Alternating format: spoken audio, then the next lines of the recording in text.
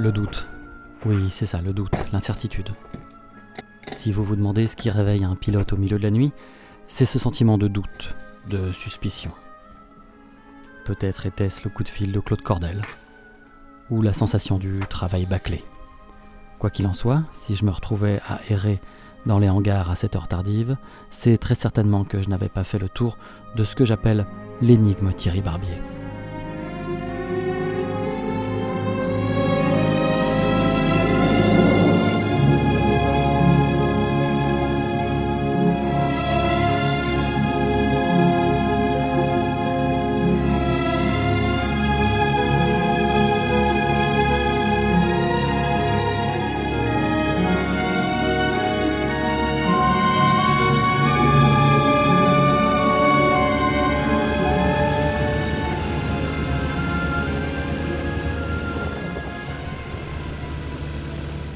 Pour dire la vérité, je n'ai pas vraiment été impressionné la première fois que j'ai vu Thierry Barbier.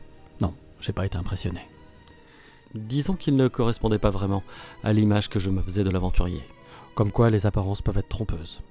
Et c'est pourquoi on est en droit de se poser la question, mais au fond, qui était vraiment Thierry Barbier ?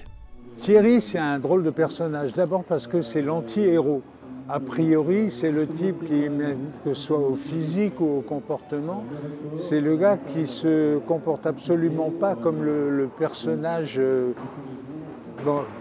comme Tom Cruise dans Top Gun, quoi. Donc Thierry, c'est l'inverse. C'est-à-dire qu'il s'en fout de son apparence. Il n'y avait pas de coquetterie chez Thierry. Il s'en fout de ce que les gens pensent de lui. Ce qu'il a fait est en complète contradiction avec ce à quoi il ressemble ou ce qu'il peut inspirer chez ceux qui le rencontrent. Le look n'avait strictement aucune importance. C'était quand même le père qui te fait parfois honte, tu sais, devant tes copains.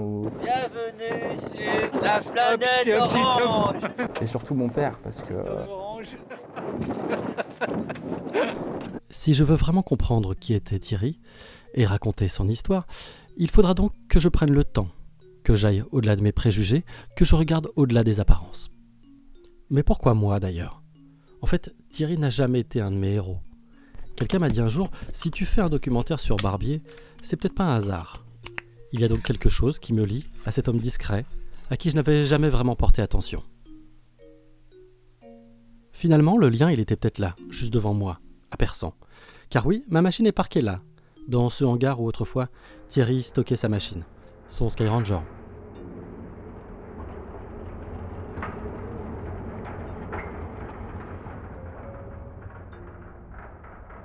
Une fois de plus, tout était parti d'ici, à croire que l'histoire de l'ULM est intimement connectée à cet aérodrome de Persan-Beaumont.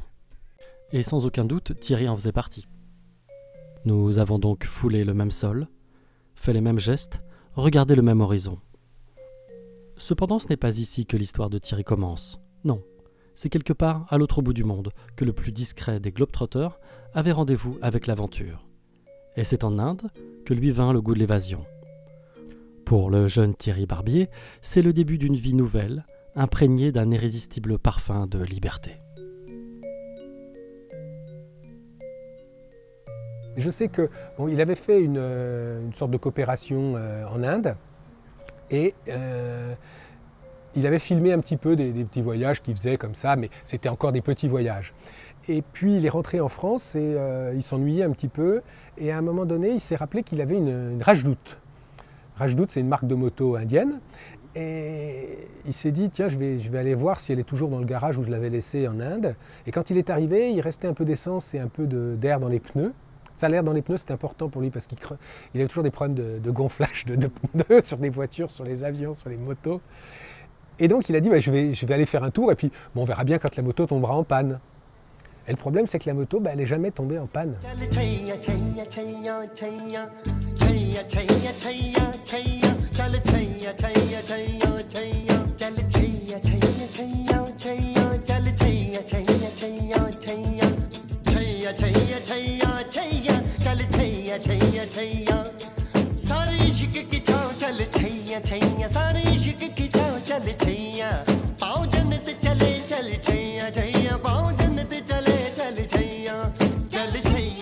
Et donc, sans jamais faillir, la petite moto a traversé le Tibet.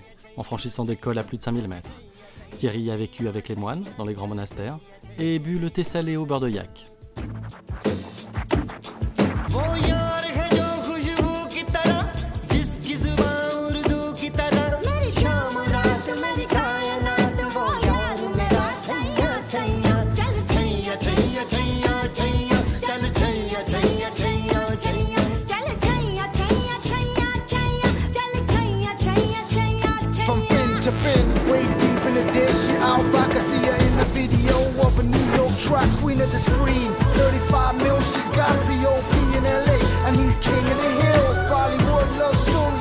En Inde, il a découvert une vie rurale inchangée depuis le Moyen-Âge et s'est immergé dans les foules grouillantes de Calcutta.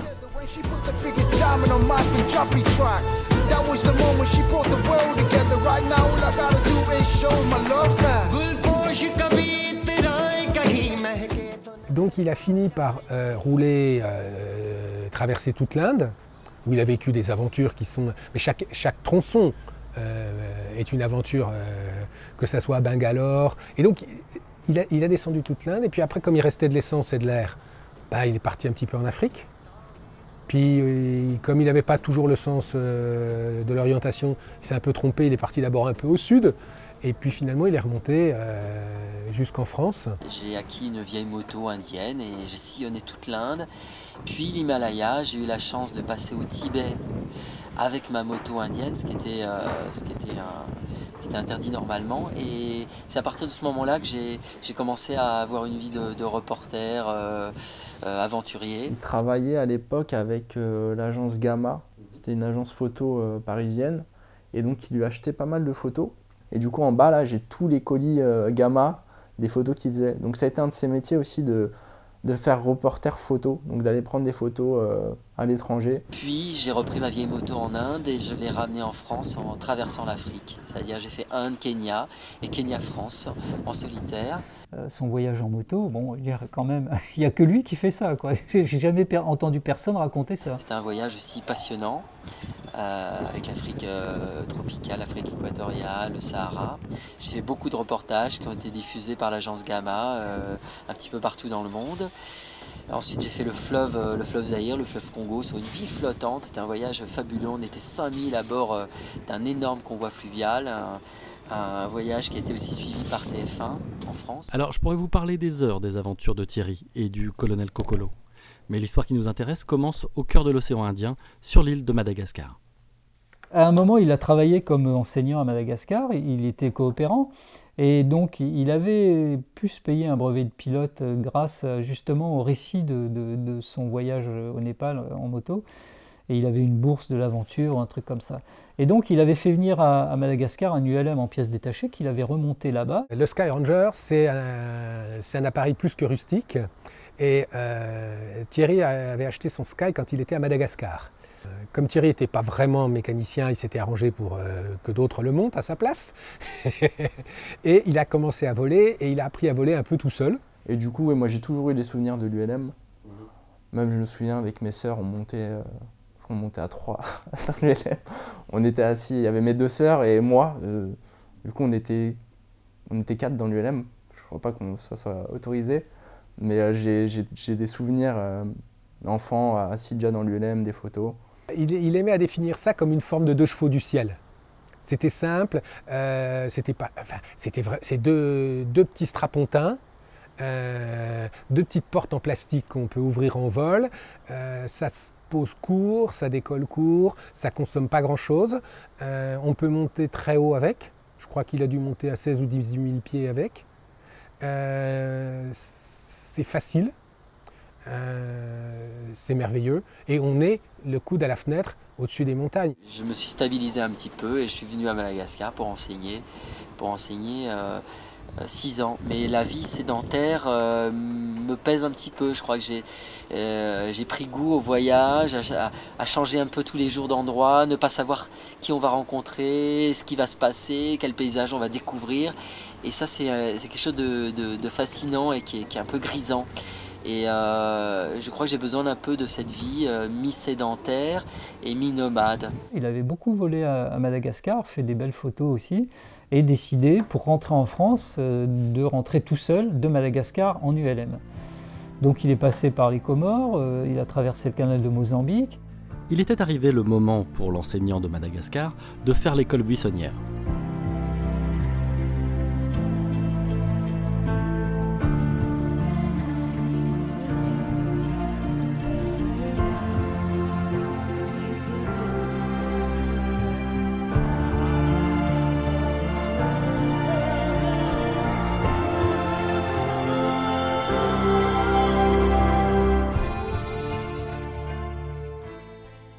C'était son premier voyage qu'il avait fait avec son Sky Ranger en venant de Madagascar. Et il était passé au Kenya. Et un jour, je reçois un coup de téléphone. Il n'y a pas de téléphonie mobile à l'époque. Hein. Et c'était Thierry Barbier qui avait abandonné son ULM sur une piste entre le Tsavo et Amboseli avec un radiateur crevé. Donc j'ai ma fuite de radiateur qui a recommencé et le moteur s'est mis à chauffer à 130-140 degrés au niveau de l'eau. Donc j'ai fait un atterrissage d'urgence sur une piste en pays Maasai et voilà, j'ai réussi à bien atterrir correctement. Donc je vais essayer de réparer le radiateur pour repartir demain matin. Je sais que tu fais de l'ULM ici, est-ce que tu as un radiateur ?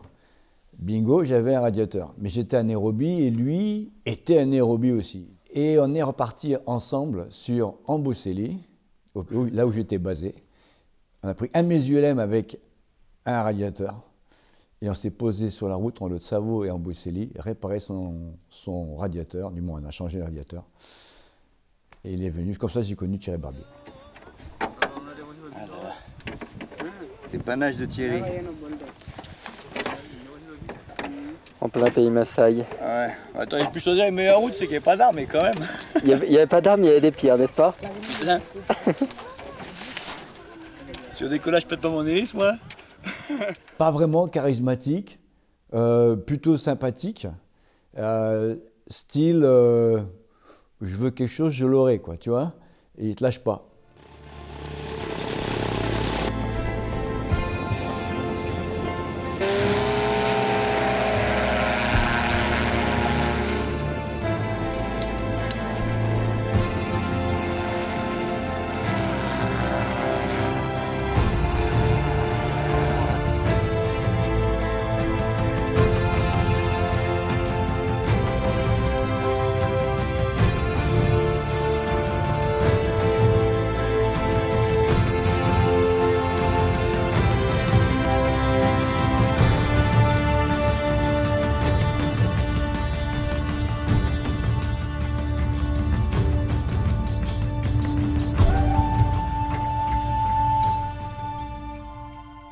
Un jour, il a eu une panne, une rupture, enfin en vol au-dessus de la Namibie, mais au-dessus de la savane, dans un coin complètement désert, loin de toute agglomération. Donc là, il a tiré son parachute, il n'avait vraiment pas d'autre solution.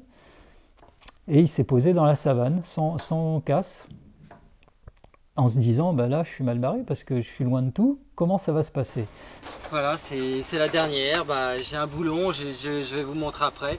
Un boulon essentiel qui s'est dévissé, je l'avais pourtant, je suis sûr, je l'avais remis, j'avais vu qu'il était un peu... Et il s'est dévissé quand même, et voilà, j'étais obligé de déclencher le parachute. Mais là, bon, j'avais pas d'autre solution que déclencher le parachute parce que c'était pas possible d'atterrir, quoi. Je volais encore, mais en rond, et j'aurais pas pu atterrir normalement. La balise SARSAT qui clignote.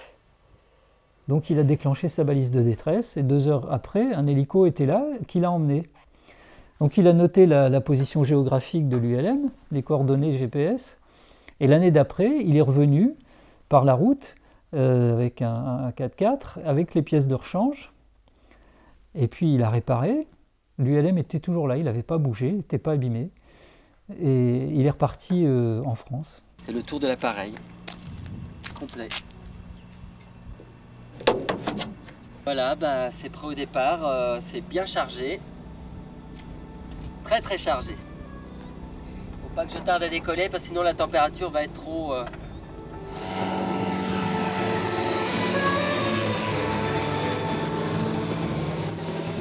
Et c'est comme ça que Thierry est reparti faire le tour de la Corne de l'Afrique. J'aurais bien aimé vous dire que le reste du voyage fut sans souci. Oui, j'aurais bien aimé.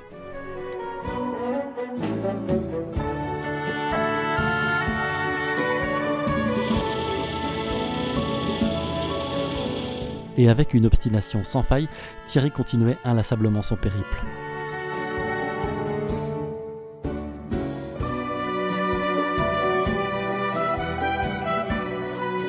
Madagascar-France, moi je mets 6 mois pour le faire. Avec ça, Oui, vous mangez des dents. quelquefois.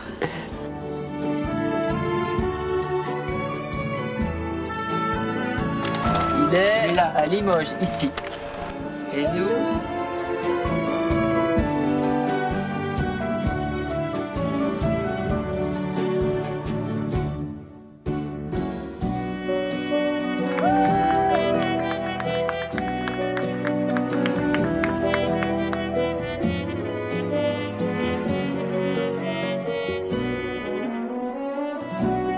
Quand on est en ULM, en fait, on est tout petit dans le ciel, on est complètement détaché du monde, comme si on n'en faisait plus partie, quoi. On s'occupe de ça, moi je m'occupe de ça. Moi, je passerais bien, bon, pas tout mon temps à voyager, mais une partie. Et j'aimerais surtout beaucoup faire des grands voyages avec mes enfants. Je me souviens très bien que quand j'ai rencontré Thierry. J'étais à Blois, au salon de l'ULM, et puis il y avait un petit Sky Ranger qui était garé, avec un petit bonhomme qui vendait des bouquins, qui faisait sa petite com. Il avait un tout petit stand sur 2 caisses en carton complètement au fond là-bas, tu te souviens? Bah, il sortait tout son attirail de DVD, de livres. Donc je suis arrivé, j'ai commencé à discuter avec lui. Il parlait aux gens, il prenait le temps, parfois il restait 1 heure avec les personnes, et il racontait ses trucs. Il n'avait pas du tout le souci de la rentabilité ou de la démarche commerciale, pas du tout. Il m'a présenté un bouquin.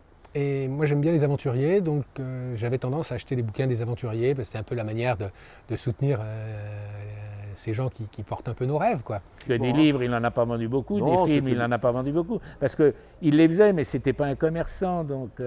J'ai regardé la VHS, et là je me suis dit, il y a un problème, ce mec est en train de vivre mes rêves. Et là je me suis dit, ça va pas, donc je me suis retenu de l'appeler tout de suite, pour pas lui donner l'air quand même de m'intéresser trop au truc. Et je l'ai appelé, je lui ai donné rendez-vous pour qu'on déjeune ensemble. Et donc on est parti et on a fait un petit tour en ULM, mais qui a duré 4 ou 5 jours. Donc on a fait un mini tour de France et on s'est rencontrés comme ça. Ça a été notre première rencontre réelle. Vous vous êtes pas dit on part 4 jours, etc. Non, pas du tout. Non, au départ je pensais partir faire un vol d'1 quart d'heure, quoi, 1 demi-heure. La spontanéité. C'était donc ça le style Thierry Barbier. La spontanéité, c'est une valeur qui n'est pas forcément de mise dans l'aéronautique. Ce qui faisait de Thierry un personnage parfois contesté. Comme il savait qu'il faisait les choses un peu borderline, bon, il faisait tout le temps les choses borderline, il avait ce côté où il voulait le faire marche à l'ombre. Quand il avait besoin de quelque chose, une autorisation ou je ne sais quoi, c'est pas quelqu'un qui allait en frontal. Parce que lui, il fuyait les emmerdes. En essayant de dominer, d'imposer sa vision. Non. Il prenait des fois des attitudes un peu quémandeuses avec l'administration, mais... Je veux pas d'emmerde, je veux pas avoir à payer. Il faisait un peu mendiant des fois, quoi. C'était, s'il vous plaît, mais il lâchait pas. Et... Thierry se dit jamais que c'est impossible. Il allait, mais gentiment, avec le sourire, et il allait t'embobiner, mais jusqu'à te fatiguer, jusqu'à ce que tu cèdes, quoi. Les gens en face disaient, allez, on va lui faire son truc parce que... Par contre, non, j'ai jamais vu hausser le ton. Et toujours le sourire. Toujours le sourire. Quand il s'adressait aux gens, il avait toujours ce sourire, il était là, le sourire. Et il y arrivait, il payait pas. Il allait pendant 2 heures blablater à dire que... Il les avait à l'usure, mais il les avait. What we want is more time also, because we are going to... We want to go all over Malta and Gozo. Quand il a négocié les taxes d'atterrissage à Cuba, en même temps, alors c'était drôle, mais je comprenais, il lui réclamait $3000. Il a négocié 3 heures, mais vraiment, moi j'admirais sa patience et sa persuasion, quoi. Et puis il lâchait pas, et puis au bout du compte, ils ont fini par dire bon, exonéré. Nombreux sont les pilotes qui ont eu l'opportunité de faire un petit bout de chemin avec Thierry, et c'est le cas d'Alexis Pelletier. On va au contrôle de Headcorn, notre dernier atterrissage avant le retour sur la terre natale. Bon, ben on va quand même se faire une étape ensemble. Bah ouais, hein. Quand on est parti côté anglais pour le côté français, j'ai dit à Thierry, ouais, lui il a une radio qui marchait pas très bien.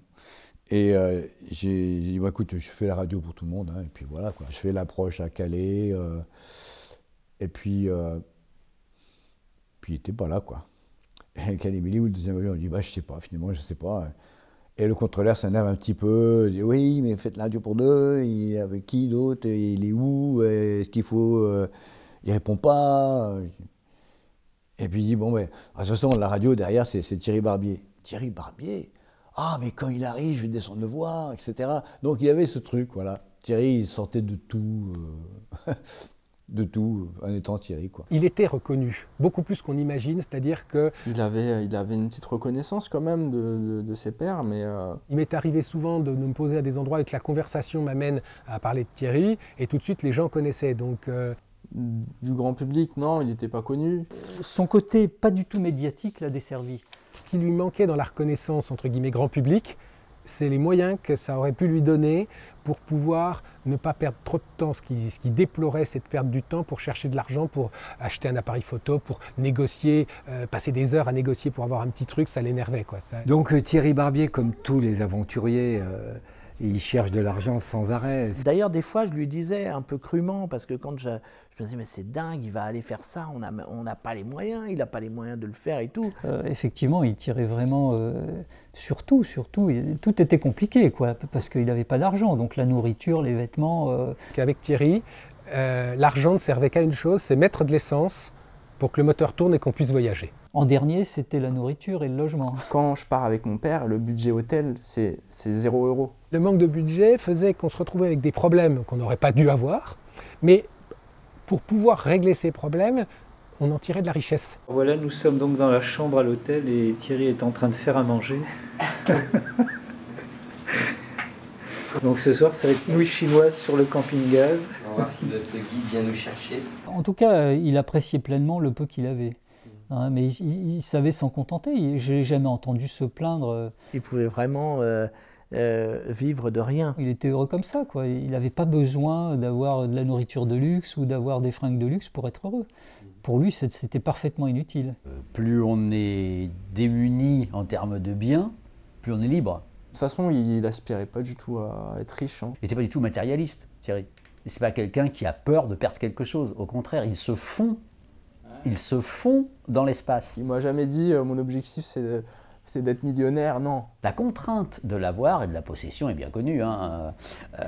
Et là, Thierry s'en détachait totalement. Un peu trop parfois d'ailleurs, ce qui ne le mettait pas dans des situations financières intéressantes, mais toujours en train de tirer le bout de la queue de quelque chose pour avoir un billet. L'argent, c'était juste un moyen de voyager. Je me rappelle de problèmes pour refaire le plein tout le temps de l'ULM. Il fallait trouver des sous, des choses, des machins. Alors, il allait faire un vol à quelqu'un qui avait une 100 balles pour qu'il puisse faire ça. Enfin bon, c'était un peu folklorique, mais c'est ça aussi qui faisait le sel de l'aventure, puisque quand on n'a pas son réservoir plein, ben on va moins loin et on tombe sur un village qui n'est pas celui qu'on voulait aller voir. Donc on a d'autres rencontres et puis on fait d'autres gens. Et voilà quoi, c'est ça l'aventure. Alors, est-ce que pour autant, Thierry Barbier, c'est un exemple à suivre? C'est un exemple, point de vue humain. Tu veux faire quelque chose, tu as un rêve, tu le réalises. De ce côté-là. En tant que pilote, je dirais, il l'a fait. Et c'est admirable. Exemple, je ne sais pas. Je sais pas, c'est quand même un exemple à suivre, tu vois. Pour les pilotes, pour les voyageurs, ça dépend. Moi, avec ce que j'ai fait en ULM et avec mon expérience, je dirais non. C'est pas un exemple dans la préparation d'un vol. Mais d'un autre côté... Il ouvre une voie, en fait, il donne un exemple, hein. C'est un pionnier. Moi, je trouve qu'il avait un côté unique. Ce qu'il faisait, il n'y avait que lui qui pouvait le faire. Moi, je le trouvais extraordinaire. C'est dommage que les gens ne voyagent pas comme Thierry Barbier, parce que... Il a fait avec des bouts de chandelle et tout ça, c'est évident. Quand même, faire ce qu'il a fait, il fallait le faire. Il n'y a personne, au contraire, qui pourrait faire ou refaire ce qu'a fait Thierry. Et moi, je l'ai fait avec lui, mais c'est lui qui l'a fait. Moi, je l'ai accompagné, simplement. Je ne l'aurais pas fait s'il n'avait pas été là pour aplanir les difficultés administratives. En tous les cas, il a fait tout ce dont je rêvais. C'est quelqu'un qui va jusqu'au bout de ce qu'il a envie de faire. Et donc c'était un personnage complexe, discuté à certains moments par certains, mais c'était quelqu'un qui a montré qu'on pouvait faire, avec des engins extrêmement élémentaires, on pouvait vivre des expériences et une vie majuscule, ce qu'il a fait.